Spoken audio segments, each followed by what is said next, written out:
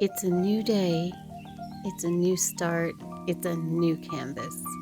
So let's do something with it. This video is a little bit funny. I'm still working on angles, having the right lighting. It's a challenge all the time, I find.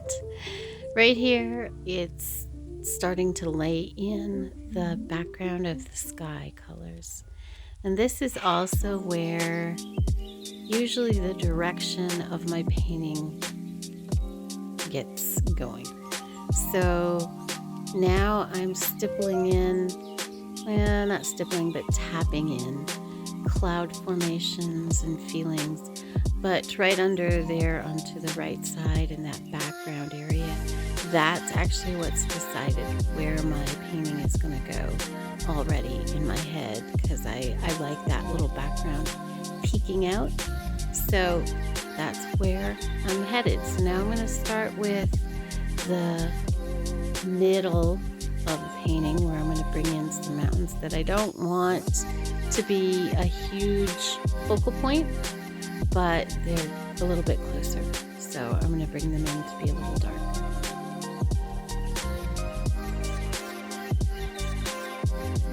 So when I sat down to paint this, I knew I wanted water. So this is where I'm putting in the background color of the water. I use quite a bit of color that I start with, and I'll have a general idea of the colors I want to use, but I don't have like a huge plan. I do start to build in these colors though. And now I'm working on the trees. The trees were the focal point for me in my head. So they take, quite a bit of time of just the same movement over and over and over. So that's one of the reasons this video is sped up. The other reason is it takes a really long time to do these paintings. So it could take a real long time for you to watch the whole thing. So I sped this all up. Now I'm adding a little detail. Next, I'm going to be adding in the detail in the water. So I've got general water, and then I start to move it around a little bit. And I jump around just a little bit too, because I will also go back and forth to adding some foreground here in a bit, where I'll start to do in some of the rocks, because I want a little bit of a rocky shore here. And here I'm going to be working a little bit on the rocks. Rocks are a little funny. You have to remember most of them are not sitting directly on top of the ground. Most of them are in the ground, and then pieces of them are sticking out. So that's how I approach my rocks usually. And then I approach where would the cold be, because this is a cold painting. So we would have quite a bit of cold, on the edges and on the crannies of the rock and behind the rock, and those different areas, and also where the light's going to be catching that. So your eye needs to see little crooks and crannies for you to believe that's a rock. So that's why I mess with these for a while. It takes me a while to get to where I'm happy with where the rocks are.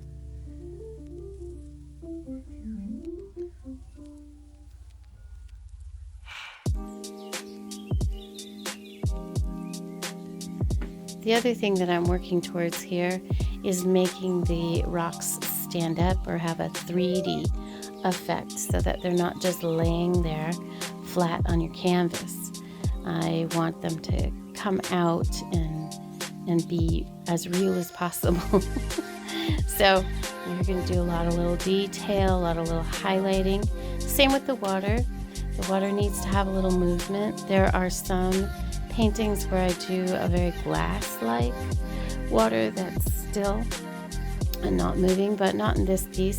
So I'm bringing in a little bit of highlighting here in different places to give the water some movement. The other thing I'd like to note is your sky and your water is going to have the same colors with different depths, different strengths, different highlights. but your sky and your water is usually reflecting itself in color, no matter where it's at. Is it in the mountains? Is it like this in the mountains? This would be northern New Mexico to me. These are some things I've seen in northern New Mexico. If it's the ocean water, then I would probably do more greens than blues for that example. But basically, it's always the same thing in that the sky and the water reflect each other. So I stick with the same color palette. So this video, I've been a little frustrated with the angle and the glare. It's kind of hard for you to see what's going on, but that's the problem with filming things. Sometimes it's just hard to see where the right angle needs to be. I'll keep working on it. Right here I'm putting in my last piece. I'm putting in the little canoe. And I'm pretty happy with this piece. You know, I'm the typical artist. I'm not always happy with everything I do, but I'm pretty happy with this. It's going to be going on the drying rack very soon. It'll take a while to dry.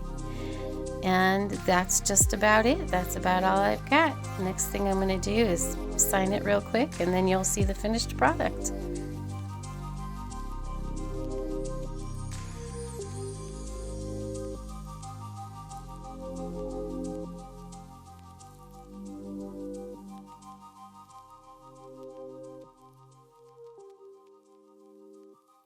And here's the finished piece.